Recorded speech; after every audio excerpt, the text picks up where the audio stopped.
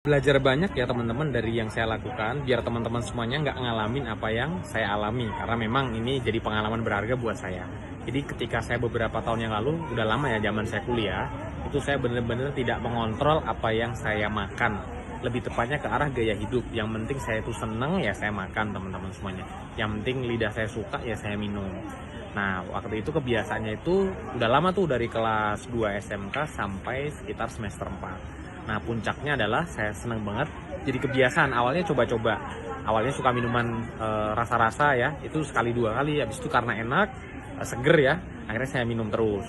Habis itu saya suka minuman soda-soda ya, itu setiap habis makan itu saya minum terus. Akhirnya singkat cerita ya jadi kebiasaan. Nah, terus ketika saya ada kerjaan, ada tugas, itu selalu minum yang namanya kopi instan, kopi saset. Ya, itu jadi kebiasaan, hampir tiap malam konsumsi. Nah, dari situlah saya mulai gak suka yang namanya air putih. Bahkan tiba titik saya itu kalau minum air putih itu mual. Nah, singkat ceritanya adalah namanya gaya hidup gak sehat, jarang olahraga juga, ya akhirnya muncul tuh keluhan-keluhan yang sering saya rasakan. Awalnya sih nggak saya rasain, biasa aja, karena mungkin kecapean. Saya ngerasa pertama tuh gampang capek. Mungkin ya karena faktor kecapean ya, karena dulu saya kuliah sambil kerja. Tapi kok ada muncul gejala lain, kayak urinnya itu warnanya lebih keruh dari biasanya. Awalnya sih nggak notice, biasa aja, gitu kan.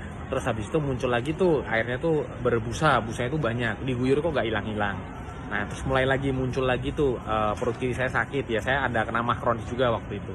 Nah, terus waktu itu kerasa juga tuh teman-teman semuanya, saya ngerasa kok frekuensi buang air kecilnya meningkat. Alhasil ternyata itu ketika saya pelajarin, saya cek segala macamnya, ternyata memang ada itu gejala penurunan fungsi. Nah, di situ saya panik teman-teman semuanya, karena masih kuliah kok ada diagnosa seperti itu gitu loh. Nah, akhirnya saya cari referensi segala macam. Akhirnya ada teman saya tuh ngenalin herbal khusus untuk ginjal, karena ibunya ini divonis itu cuci darah, lebih ngeri lagi. Jadi divonis cuci darah, tapi pihak keluarga itu nggak mau. Nah, direkomendasiin herbal ini karena waktu itu kan cuci darah tuh teman-teman semuanya, tapi kok terbantu pulih.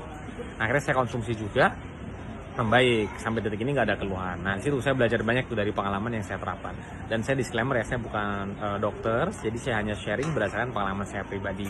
Jangan sampai kayak saya. Sehat-sehat buat teman-teman semua.